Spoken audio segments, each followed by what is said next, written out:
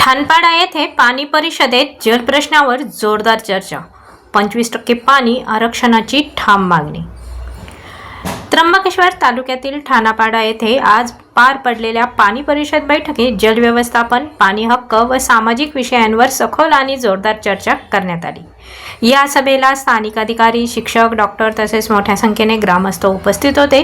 पाणी परिषद अध्यक्षस्थानी इरफान शेठ होते. सभेमध्ये परिसरात दरवर्षी सुमारे 2800 ते 3100 मिलीमीटर इतका मोठ्या प्रमाणात पाऊस पडत असतानाही त्या पाण्याचे योग्य साठवण व व्यवस्थापन होत नसल्याची खंत ग्रामस्थांनी व्यक्त केली आहे. पावसाच्या पाण्याचा प्रभावी वापर करून भविष्यासाठी नियोजन करण्याची गरज अधोरेखित यावेळी करण्यात आली.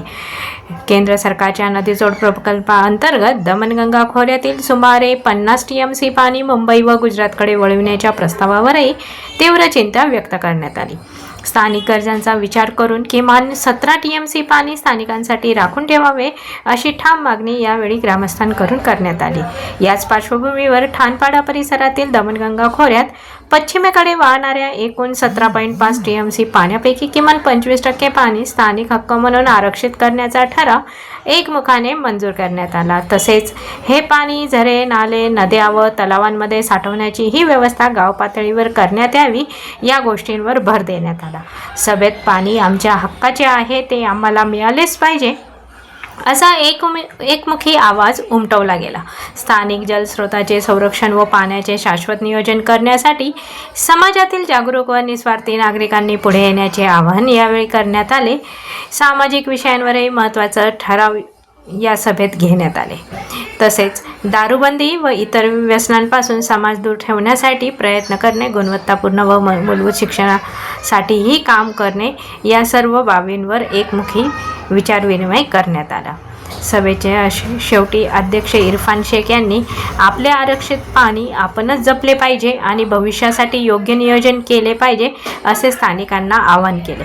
या पाणी परिषदेमुळे त्र्यंबकेश्वर तालुक्यातील जलप्रश्न पुन्हा एकदा ऐरणीवर आला असून स्थानिकांच्या हक्काच्या पाण्यासाठी लढा तीव्र होण्याची चिन्हे दिसत आहे. ब्युरो रिपोर्ट, आपली दुनियादारी, त्र्यंबकेश्वर.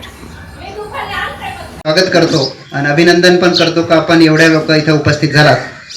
तर आपण पाहिलं आता का भारत सरकारने नदी जोड प्रकल्प मंजूर केला आहे आणि त्या नदी जोड प्रकल्पामध्ये आपल्याकडचं जी दमणगंगा खोरा आहे, आता तालुक्यापुरचाच आपण विषय घेऊ, तर ह्या दमणगंगा खोऱ्याचं जे पाणी इकडं पश्चिमेकडं जे गुजरातला वाहून जात आहे, हे जे पाणी आहे हे कुठंतरी थांबवायचं आणि ते पाणी मुंबईला द्यायचं असं त्या नदी जोड प्रकल्पामध्ये त्यांनी प्रस्तावित केलंय.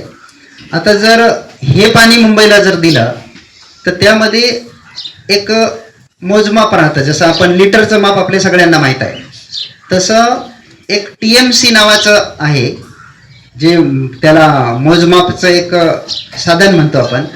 त्याच्यामध्ये 29 अब्ज लिटर पाणी राहतं. असं 29 अब्ज लिटरचं 30 TMC एवढं पाणी मुंबईला जाणार आहे. शिक्षक वगैरे यांना समजेल, जरा काही बिचारे ज्यांना शिक्षणाचं हे नाही त्यांना आयडिया येणार नाही, पण आपण एक आपल्या कानावरून गेलं पाहिजे म्हणून हे सगळं सांगायचं आहे.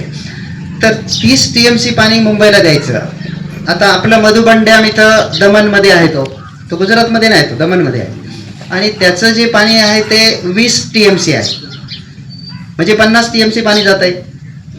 आता राहिलेलं 7 TMC पाणी हे जे इथं बुगदपाडा धरण आपल्याला माहीत असेल, ते बुगदला तिथं धरण बनवायचं आणि हे पाणी इथं जे अडणार ते गुजरातमध्ये बोगद्या मार्गे न्यायचं.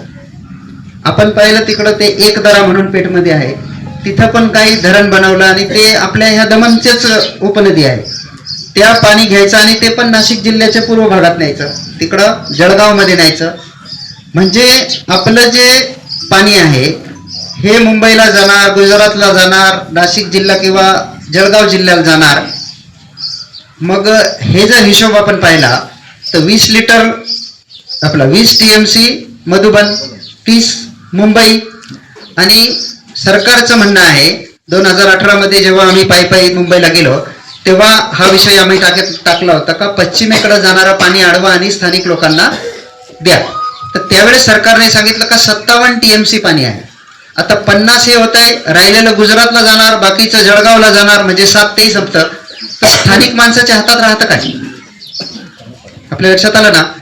आणि जर जेवढं पाणी आहे तेवढं बाहेर जाणार आहे, तर स्थानिक लोकांना त्याचा उपयोग होणार नसेल, तर आज आपण जे पाहतो का ज्या भागात जोही माणूस राहणार आहे, तिथली जमीन असेल, तिथलं जंगल असेल, तिथलं पाणी असेल, ह्या सगळ्याचा मालक तो आहे. हे बरोबर आहे का नाही?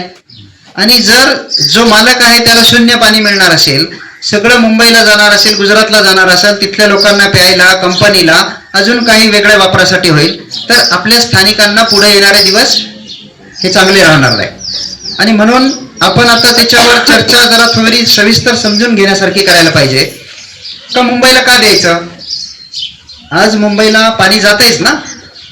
मुंबईला 7 धरणांमधून पाणी जातं. आपल्याला बहुतेकांना माहित आहे, तानसा धरण,